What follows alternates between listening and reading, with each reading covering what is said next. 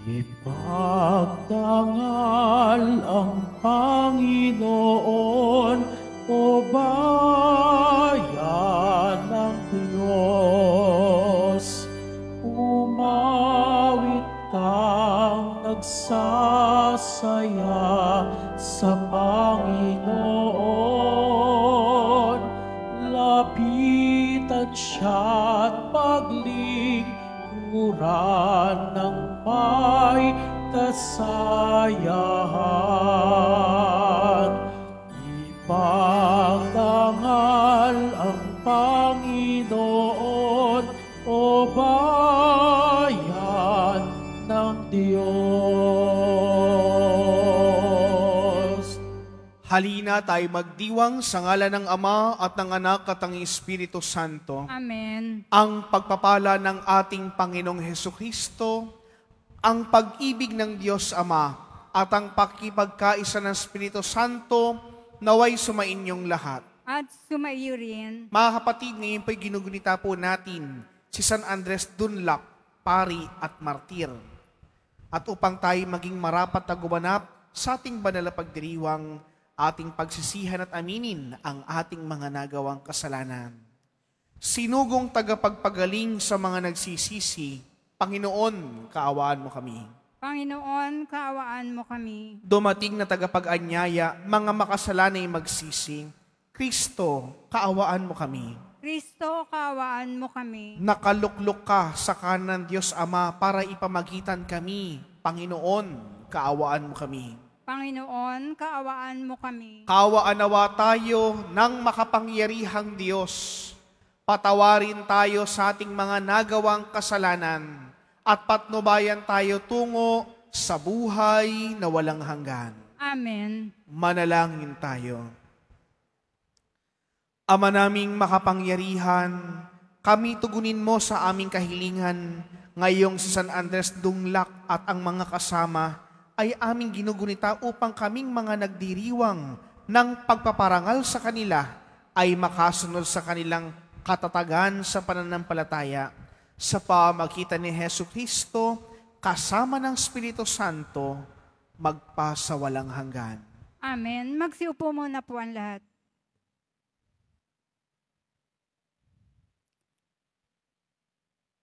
Ang simula ng aklat ni Propeta Daniel. Nang 3 taon ng pamamahala ni Haring Joachim sa Huda, ang Jerusalem ay nasakop ni Haring Nabucodonosor. Pinabayaan ng Panginoon na bihagin niya si Haring Joachim at samsamin ang ilang kasangkapan sa templo ng Diyos. Lahat ng ito ay dinala ni Nabucodonosor sa templo ng kaniyang Diyos-Diyosan sa Babylonia at inilagay sa silid na taguan ng kanyang kayamanan. Inuutos ng hari kay Aspenas, pinuno ng kanyang mga tauhan, na pumili ng ilang Israelitang kabilang sa angkan ng mga hari at ilan sa angkan ng mga maharlika. Ang pipiliin nila ay yaong kabataan, walang kapansanan, makisig, matalino, madaling turuan, may kaalaman sa lahat ng sangay ng karunungan upang maging karapat-dapat na lingkod sa palasyo. Ang mga ito ay tuturuan ng salitang Kaldeo. Inuutos ng hari na sila'y paglaanan ng pagkain at alak araw-araw mula sa kanyang sariling pagkain at alak. 3 taon silang tuturuan bago maglingkod sa hari. Kabilang sa mga ito sina Daniel, Ananias, Misael, at Asasrias, na pawang kabilang sa lipi ni Huda. Ngunit ipinasya ni Daniel na huwag tikman man lamang ang pagkain at alak na bigay ng hari, upang hindi siya makakain ng mga bagay na marumi ayon sa kautusan.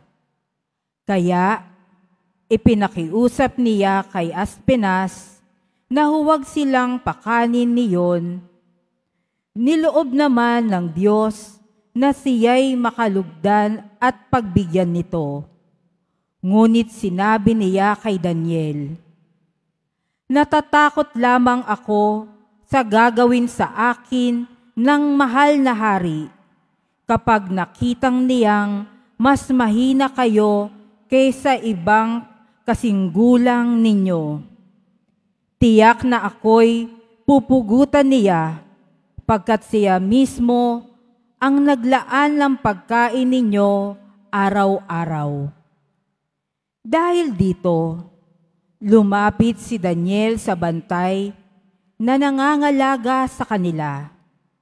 Sinabi niya, "Subukin ninyo kami sa loob ng 10 araw. Gulay lamang at tubig ang ibigay ninyo sa amin. Pagkatapos, pagpaparisin ninyo kami ng mga kasinggulang naming pinakakain ninyo ng pagkaing bigay ng hari at tignan ninyo ang magiging resulta." At sinubok nga sila sa loob ng 10 araw.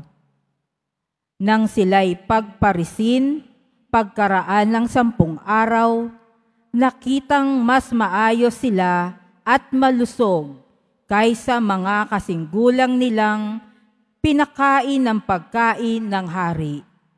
Kaya gulay at tubig na lamang ang ibinigay sa kanila sa halip na pagkain at inumin ng hari. Niloob ng Diyos na silang apat ay matuto ng lahat ng uri ng kaalaman. Bukod dito, si Daniel ay binigyan pa ng kaalaman tungkol sa pangitain at panaginip. Pagkaraan ng 3 taong itinakda ng hari sa pagsasanay sa kanila, ang lahat ng kabataang pinili ni Aspenas ay iniharap niya kay Haring Nabucodonosor. Isa-isa silang kinausap ng hari, ngunit nakita niyang nakahihigit sina Daniel, Ananias, Misael at Azarias. Kaya sila ang napili ng hari upang maglingkod sa palasyo. Sa lahat ng bagay na isinangguni sa kanila, nakita ng hari na higit na dihamak ang kaalaman nila kaysa mga salamangkero at engkantador ng kaharian. Ang salita ng Diyos. Salamat sa Diyos. Purihin at ipagdangal ang Diyos magpakailanman. Purihin at ipagdangal ang Diyos magpakailanman. Pinupuri ka namin, Panginoon, Diyos ng aming mga ninuno. Karapat-dapat kang ipagdangal at dakilain magpakailanman. Purihin ang iyong banal at maluwalhating pangalan. Nararapat purihin at ipagdangal magpakailanman. Purihin at ipagdangal ang Diyos magpakailanman. Purihin ka sa iyong banal at marangal na tahanan. Lubang karapat-dapat kang awitan at dakilain magpakailanman. Purihin at ipagdangal ang Diyos magpakailanman. Purihin ka na nakaluklok sa maringal mong trono. Karapat-dapat kang awitan at dakilain magpakailanman. Purihin at ipagdangal ang Diyos magpakailanman. Mula sa iyong luklukan, sa ibabaw ng mga kerubin, nakikita mo ang kalaliman, ang daigdig ng mga patay. Karapat-dapat kang purihin at dakilain magpakailanman. Purihin at ipagdangalang Diyos magpakailanman. Purihin ka sa buong sangkalangitan, karapat dapat kang awitan at dakilain magpakailanman. Purihin at ipagdangalang Diyos magpakailanman. Magsitayo na po ang lahat.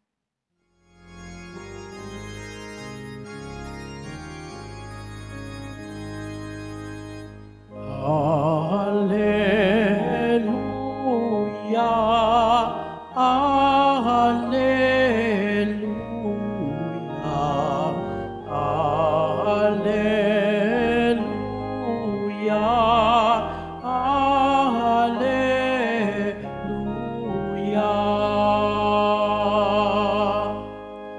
Lagi tayong magtanod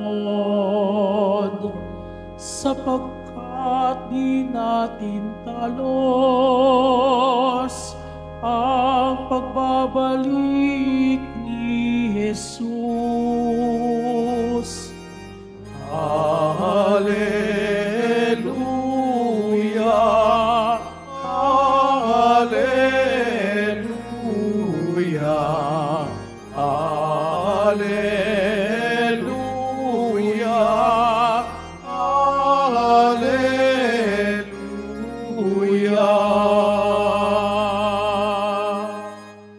Sumainyo ang Panginoon. At sumaiyo rin. Ang mabuting balita ng Panginoon ayon kay San Lucas. Papuri sa iyo, Panginoon.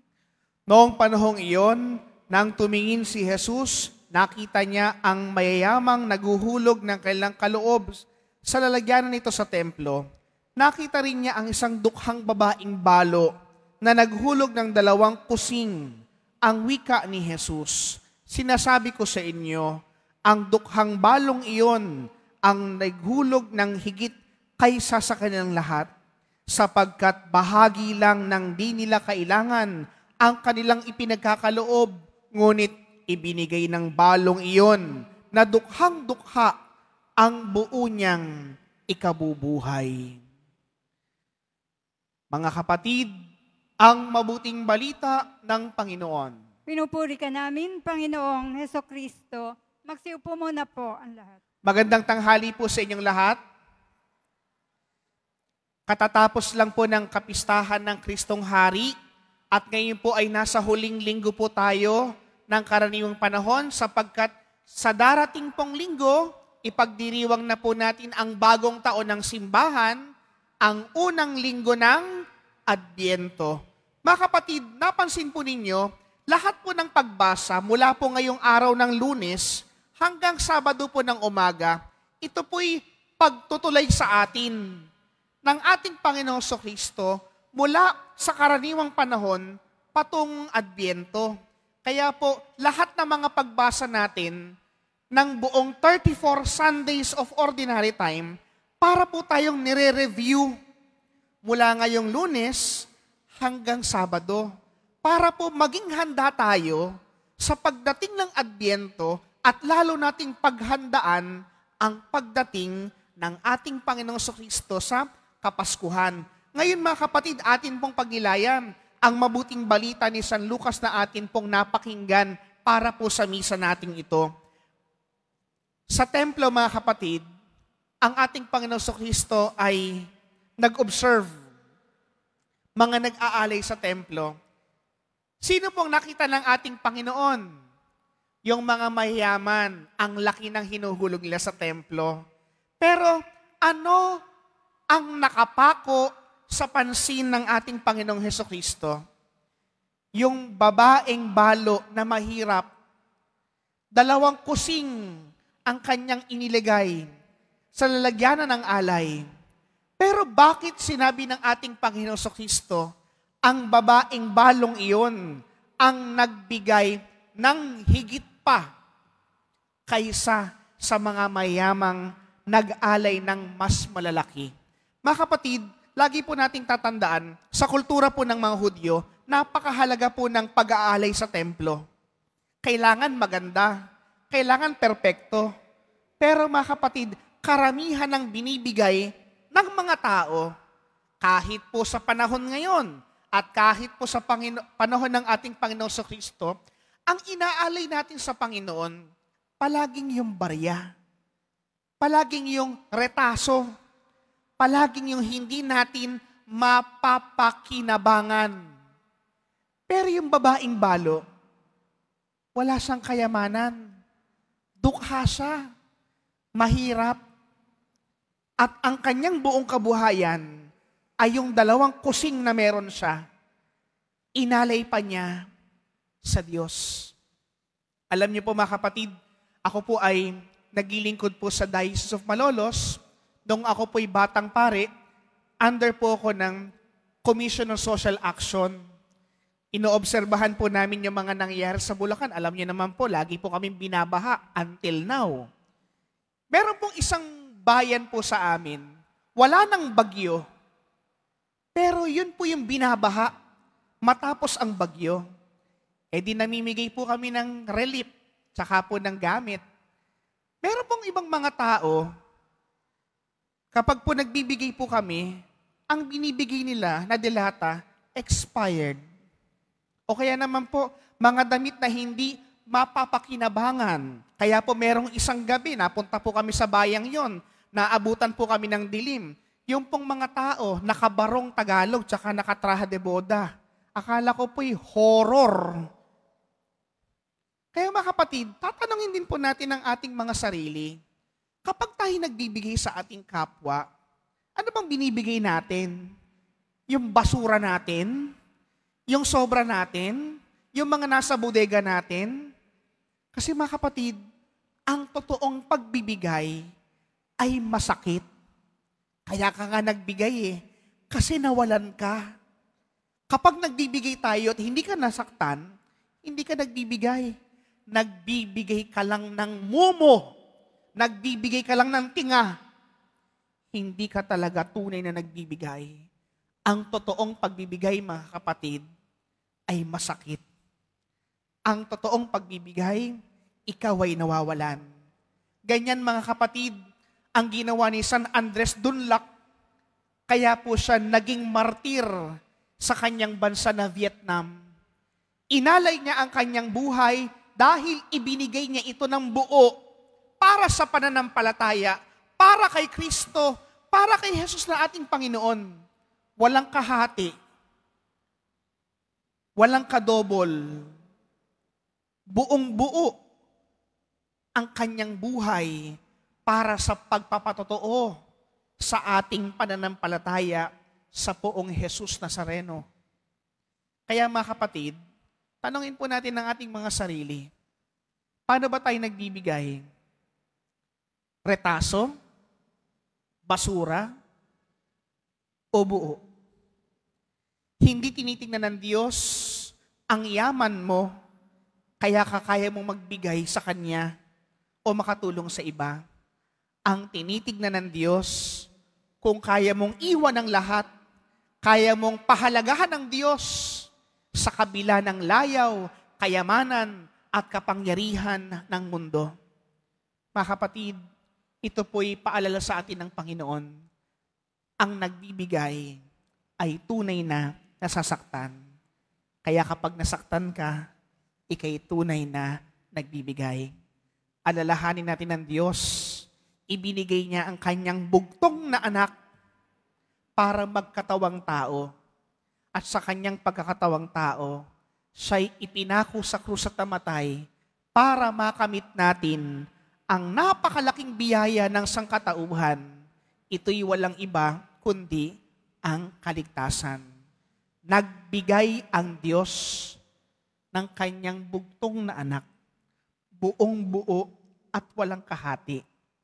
Sana ikaw din, ibigay mo ng buo ang iyong sarili para ikay makapag-alay sa Diyos, ikay makapagsampalataya sa Diyos, ikay magkaroon ng pananalig sa Diyos upang ikay pagpalain niya ng lubos. Sa ngalan ng Ama at ng Anak at ng Espiritu Santo.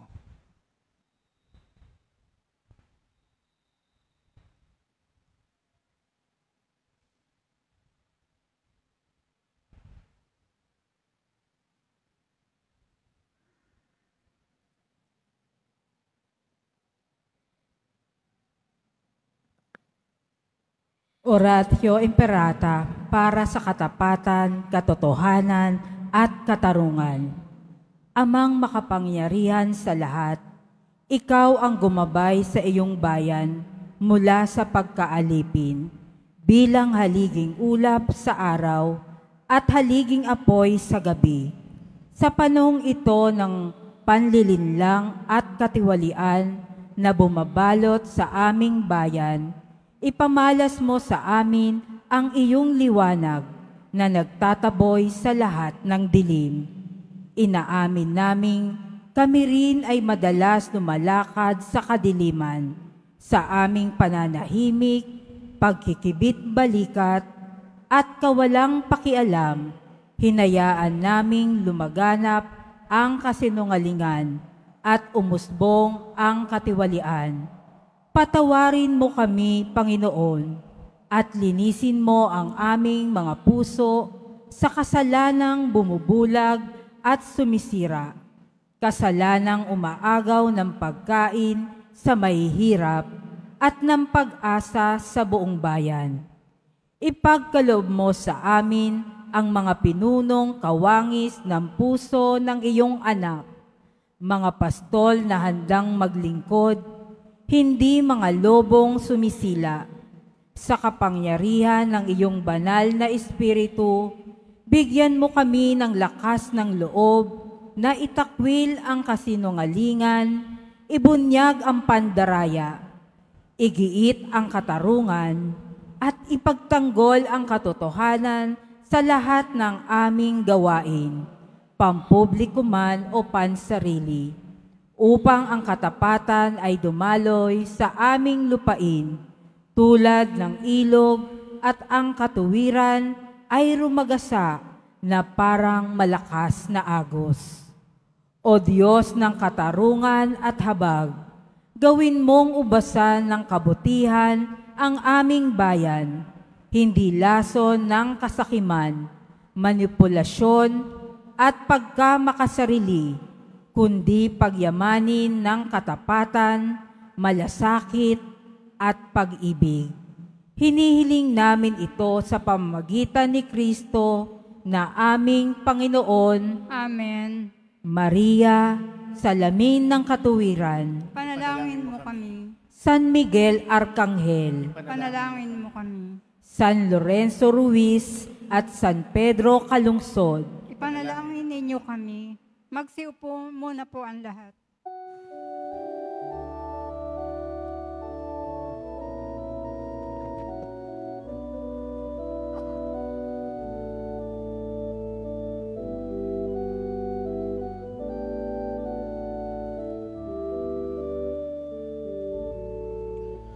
Ikaw ang alak at tinapay ng langit. Ikaw ang kaligtasang aming nakamit.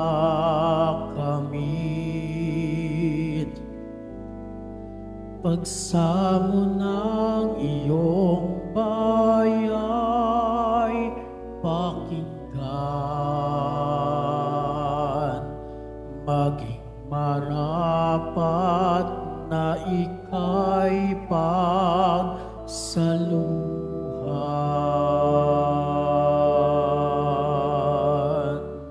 Magsitayo na po ang lahat.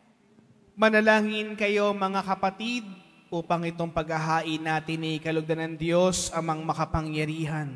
Tanggapin nawa ng Panginoon itong paghahain sa iyong mga kamay, sa kapurihan niya at karangalan, sa ating kapakinabangan, at sa buong sambayanan niyang banal. Ama naming lumikha, tanggapin mo ang mga alay na aming inihahain ngayong ginugunita namin, ang mga banal na martir, at ipagkalubong aming sambahin ang ngalan mo, nang may katatagan sa pamagitan ni Jesucristo, kasama ng Espiritu Santo magpasawalang hanggan. Amen. Sumainyo ang Panginoon. At sumaiyo rin. Itaas sa Diyos ang inyong puso at diwa. Tinaas na namin sa Panginoon. Pasalamatan natin ang Panginoong ating Diyos. Marapat na siya ay pasalamatan. Ama naming makapangyarihan, tunay ngang marapat na ikay aming pasalamatan. ngayong aming kagalakan na ang mga martir ay parangalan. Sila'y kapanalig naming may paninindigan, na ikay ipahayag kahit sila'y mamatay,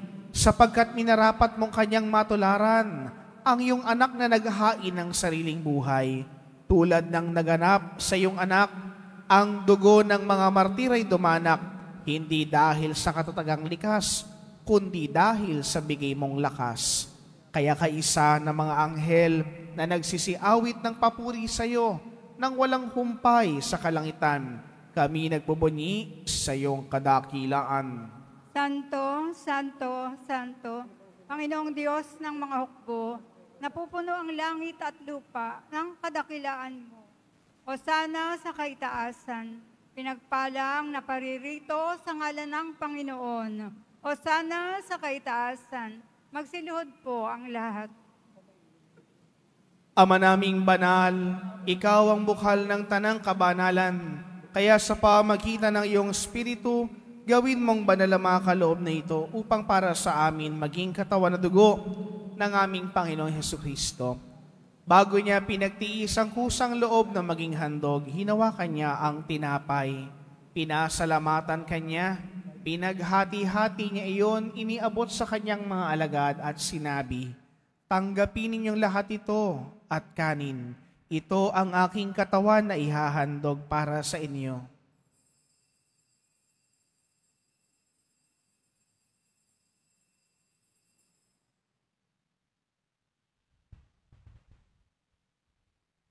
Gayon din naman ang matapos ang hapunan, hinawakan niya ang kalis. Muli kanyang pinasalamatan. Iniabot niya ang kalis sa kanyang mga alagad at sinabi, "Tanggapin ninyong lahat ito at inumin. Ito ang kalis ng aking dugo, ng bago't walang hanggang tipan. Ang aking dugo na ibubuhos para sa inyo at para sa lahat sa ikapagpapatawad ng mga kasalanan. Gawin ninyo ito sa pag-alaala sa akin."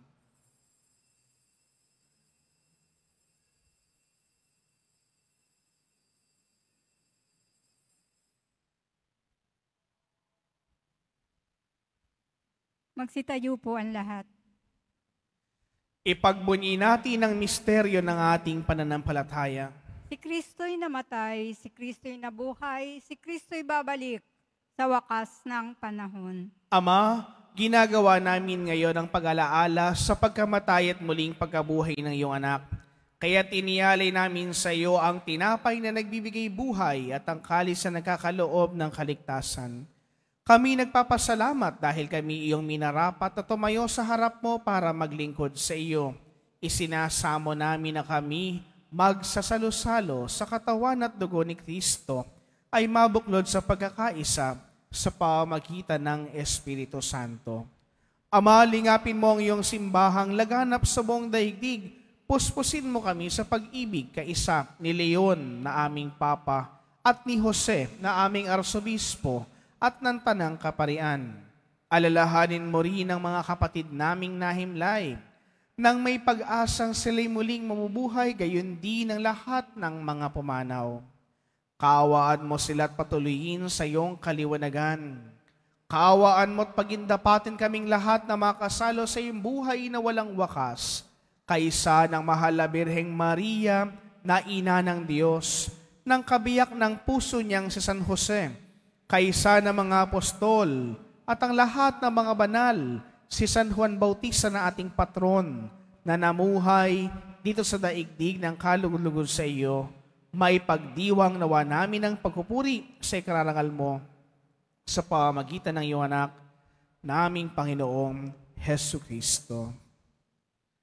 Sa pamamagitan ni Kristo, kasama niya at sa Kanya, ang lahat ng parangal at papuri ay sa iyo, Diyos Amang makapangyarihan, kasama ng Espiritu Santo, magpasawalang hanggan.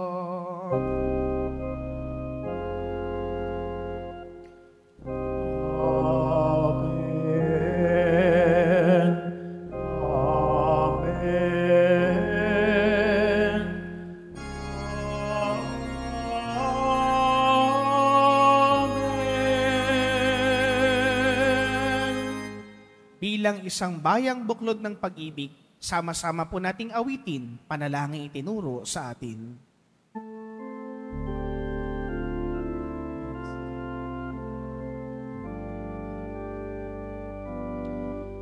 Ama namin, sumasalangit ka, sambahin ang ngalan mo. Mapasa amin ang kaharian mo, sundin ang loob mo dito sa lupa para nang sa langit. Bigyan mo po kami ngayon ng aming kakanin sa araw-araw at patawarin mo kami sa aming mga sala para ng pagpapatawad namin sa nagkakasala sa amin. At huwag mo kaming ipahintulos sa tukso. At iyaya mo kami sa lahat ng masama. Hinihiling namin na kami iadya sa lahat ng masama, pagkalooban ng kapayapaan araw-araw, iligtas sa kasalanan at ilayo sa lahat ng kapahamakan, samantalang aming pinananabikan ng dakilang araw ng pagkapahayag ng tagapagligtas naming si Hesu Kristo. Sapagkat iyo ang kaharian at ang kapangyarihan at ang kapurihan magpakailanman. Amen. Panginoong Hesu Kristo, sinabi mo sa iyong mga apostol, kapayapaan ang iniiwan ko sa inyo, ang aking kapayapaan ang binibigay ko sa inyo. Tunghayan mo ng aming pananampalataya at wag ang aming mga pagkakasala. Pagkalooban mo kami ng kapayapaan at pagkakaisa ayon sa iyong kalooban, kasama ng Espiritu Santo, magpasawalang hanggan. Amen. Ang kapayapaan ng Panginoon ay lagi nawang sumainyo. At sumaiyo rin. Magbigayan kayo ng kapayapaan sa bawat isa.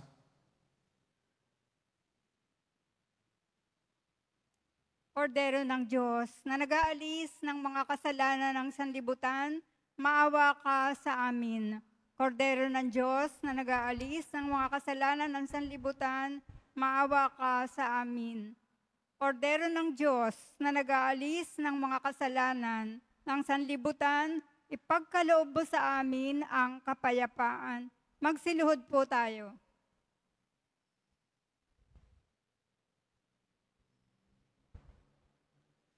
Ito ang kordero ng Diyos. Ito ang nag-aalis ng mga kasalanan ng sanlibutan. Mapalad ang mga inaanyayahan sa kanyang banal na piging. Panginoon, hindi ako karapat-dapat magpatuloy sa iyo. Ngunit sa isang salita mo lamang ay gagaling na ako. Ipagsanggalang nawa tayo ng katawan at dugo ni Kristo hanggang sa buhay na walang hanggan.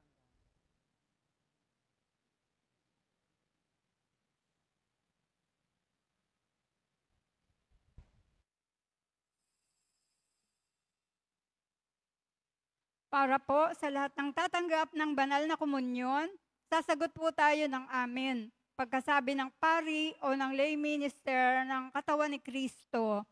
At isubo po agad sa bibig bago umalis sa harapan ng pari o ng lay minister. Sumunod po tayo.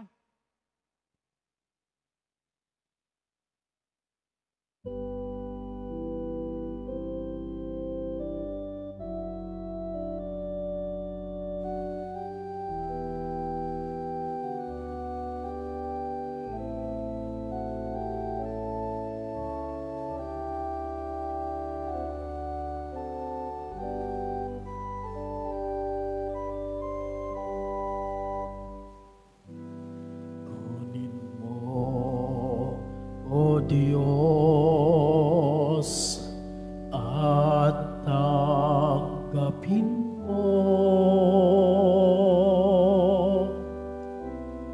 ang aking kalayaan, ang aking kalooban, isip at gunit ako, lahat ng hawak ko, ng loob ko ay aking alay sa'yo.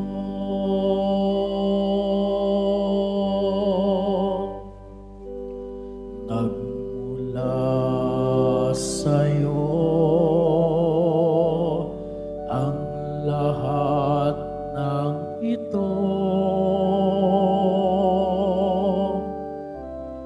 Muli kong handog sa'yo, patnubayan mo't paghari, ang lahat ayon sa kalooban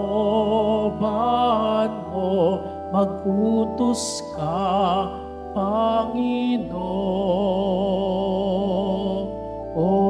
ko. Dagli tatalima ako, ipagkaloob mo lang ang pag-ibig mo.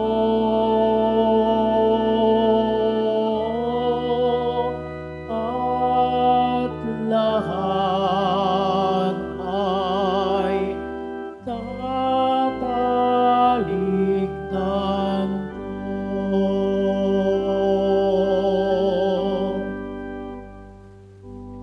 Nagmula sa'yo ang lahat ng ito.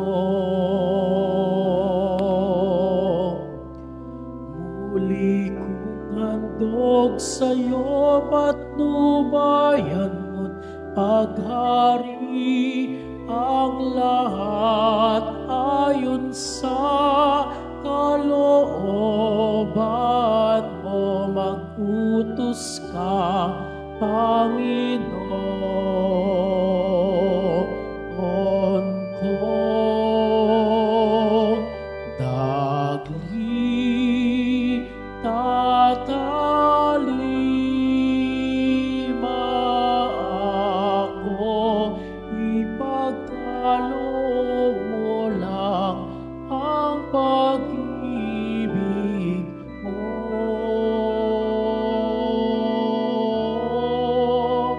At lahat ay tatalikdan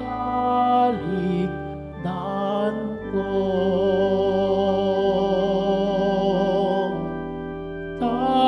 Tatalikdan ko.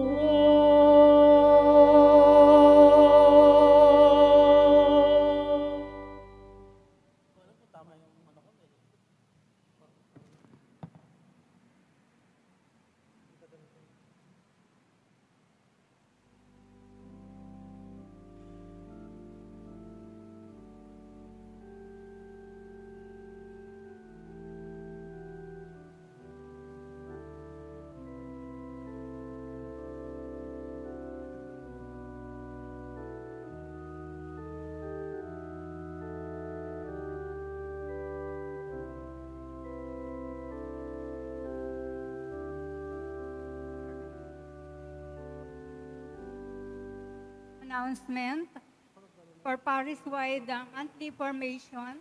Inaanyayahan po ang mga ministry, organization at samahan ng ating simbahan. At lalo na po ang mga deboto ng mahal na poong Jesus Nazareno sa ating Paris-wide monthly formation bukas po, November 25, 2025, Martes sa ganap na 7 ng gabi. Dito po sa ating simbahan na may temang ang tunay na deboto ay masunurin sa turo ni Jesus at ng simbahan. Ang atin pong magiging tagapagsalita sa araw na yon ay si Reverendo Padre Paul B. Obispo, Parochial Vicar, Sacred Heart of Jesus Parish, Old Santa Mesa, Manila. Makiisa po tayo. Gayon din po mga kadiboto, mabibili pa rin po sa ating parish office ang Nazareno Images, Nazareno Medallion at ang Nazareno Novena and Prayer Booklet in English or Tagalog. Available na rin po ang opisyal na kalendaryo para sa taong 2026 ng ating parokya. Sa mga nagnanais po, maaari kayong magtungo sa ating parish office. Ito po ay nagkakahalaga ng 50 pesos. Pagkatapos po ng banal na misa, babasbasan po ang lahat ng banal na tubig. Pinakikiusapan po ang lahat na manatili lamang muna sa inyong mga lugar. Tanging sa Quezon Boulevard o sa Plaza San Juan lamang po ang labasan ng lahat. Sumunod po tayo. Maraming salamat po sa inyong pagdalaw at pagsisimba sa Basilica Minor at Pambansang Dambana ni Jesus Nazareno. Magsitayo na po ang lahat. Manalangin tayo. Ama naming mapagmahal, pinagningning mo ang misteryo ng krus sa mga martir mong banal. Ipagkalobong kaming pinatatag ng banal na pakikinabang ay makapanatiling matapat kay Kristo sa pagmamalasakit sa tanan, sa pamagitan niya kasama ng Espiritu Santo, magpasawalang hanggan. Amen. Panalangin para sa mga kaluluwa. Mga kapatid, ipagdasal natin ang mga minamahal na yumao at ang lahat ng mga kaluluwa sa purgatorio. Panginoon namin Diyos, Ama namin, Ikaw po ang dahilan ng aming pagsilang, sa iyo galing ang aming hiram na buhay. Buong kaubang loob po kaming nanalangin at kami nagmamakaawang kalugdan mo po ang mga kaluluwa ng mga pumanaw sa mundong ito. Sila naway magkamit ng buhay sa iyong piling. Alisan mo ang anumang mga karunihan ng kasalanan upang sila'y maging marapat sa iyong walang hanggang kalinisan. Iahon mo sila mula sa purgatorio at bigyan ng puwang sa iyong kaharian sa langit. Kapayapaan kailanman igawad ng may kapal sa mga yumao nating mahal. Sila naway silayan ng iyong ilaw na walang hanggan. Amen. Mapanatag nawa sila sa kapayapaan. Amen.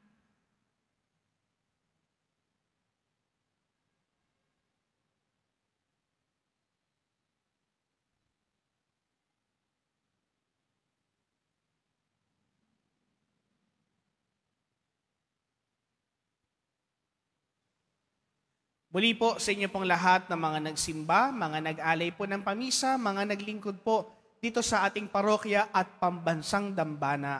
Maraming salamat po sa inyong lahat. Sumainyo ang Panginoon. At sumayo rin. Mahal na poong Jesus Nazareno, inihayag mo sa pamagitan ng krus ang walang maliw na pag-ibig ng Diyos sa sangkatauhan. Pakinggan mo ang kahilingan, lalo na para sa mga nangangailangan ng iyong tulong at awa.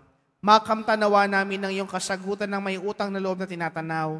Basbasan din po ninyo itong mga imahen at dasalan upang lalo kaming manalangin at magtiwala. Sa pamagitan ng bendisyon na ito, naway lalo kaming maging mapaglingkod, masunurin at tapat sa iyo na aming maluwalhating Panginoon, magpasawalang hanggan. Amen. At pagpalain kayo ng makapangyarihang Diyos, ng Ama, at ng Anak, at ng Espiritu Santo. Amen. Naihandog na po ang banal na misa. Humayo kayo sa kapayapaan ng poong Jesus Nazareno. Salamat sa Diyos.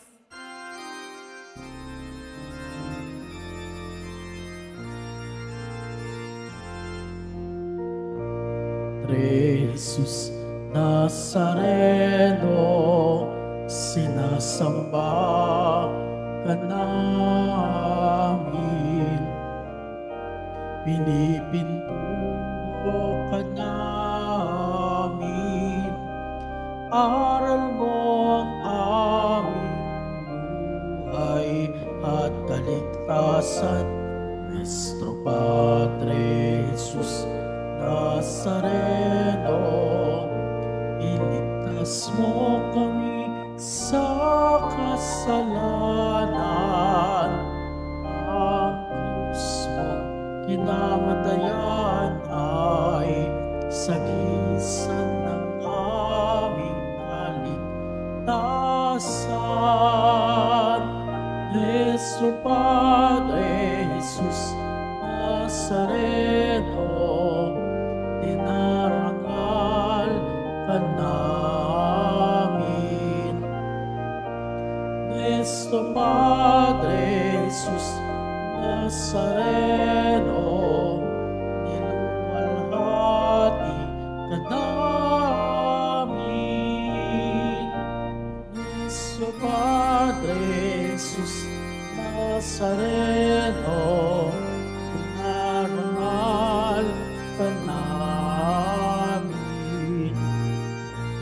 Yesu Padre Jesus Nazareno, niluwalhati ka namin.